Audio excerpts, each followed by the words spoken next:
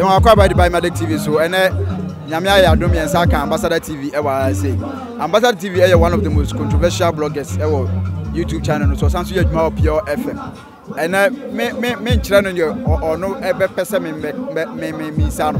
And I mean I maybe 2 questions now. Ambassador TV.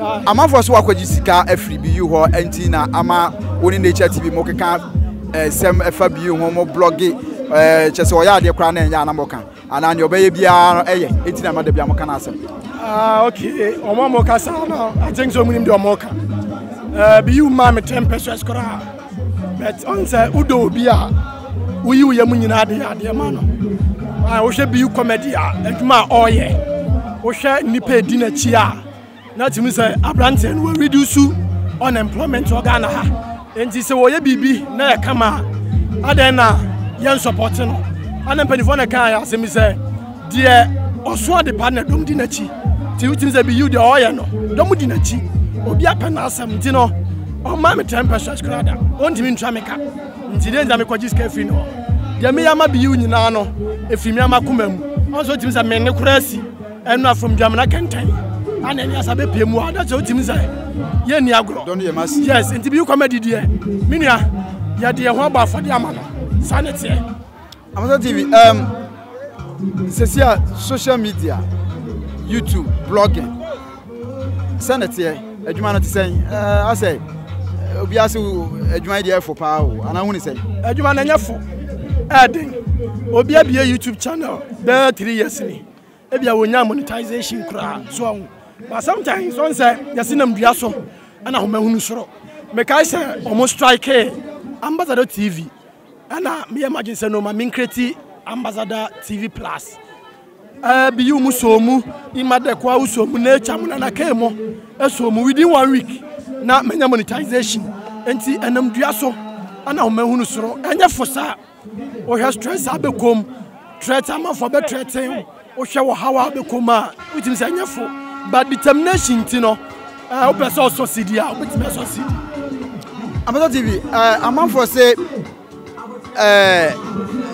YouTube say bia obi so asne obi creative post amount then say there no bloggers say what suyan your friend say Kumasi area say no yen support you ho yen bobo ye ho obi kwa say o creative post man na wan hwa na subscribers akwa kodinachi sansem we anye bia wati bi na se wote ya se na ye oh onim estro bia na adwen okay aha once I have me cameraman am ne adwuma official ma abena oni me cameraman am ne adwuma okay onu ankasa won channel ele official ma abena oye comedy gu ho anya bia no time anu onya ma me no obete so because o kwanye ne de be no so nkire se e wo se ha me because at the end of the day no obi anya ne kakra wadidi a e ye better bon say wo hwe Beyou comedy watimi aye aka bloggers dodo na album say nature TV Emadek kululu comedy wo hwe eye na k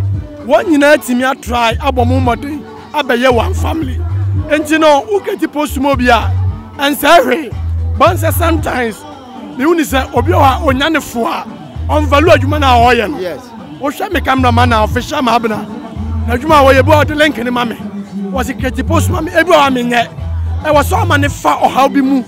Now, oh, say, Edumania for sa. Bow through baby. Why would you no Kretiamano and say, because YouTube no, and your papa dia, Nami papa dia, or Chinabi, when Yakakra, Yenina or Brano, and no Bebrasi. Okra, last words are Obekan, I say, last word I'll be catching. One more share Ambassador TV, Beyou comedy, Ghana phone in a show. Anyone more show with Emadek TV soon.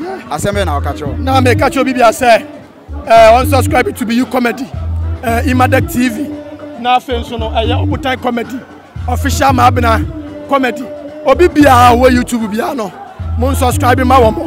Na de ba kwa make an say ye mu bi ne de ya de kra abafo de e de ama Beyou comedy. On said the last time me ni kululu comedy interview.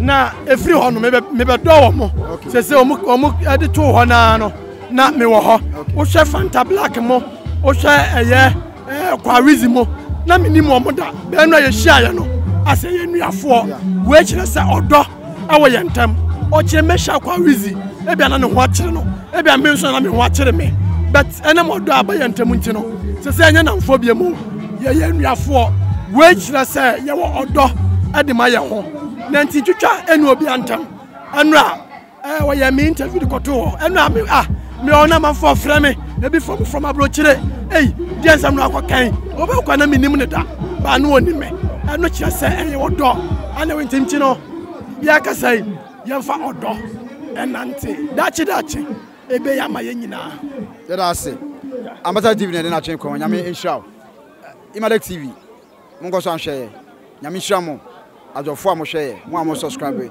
mo am share mo am like mo nu wa yi ni wo we will always praise you guys nyame nya mo kese mo am abuchire mo am Ghana ha data am mo de hwe 24/7 nyame nya mo kese ya da ma se bye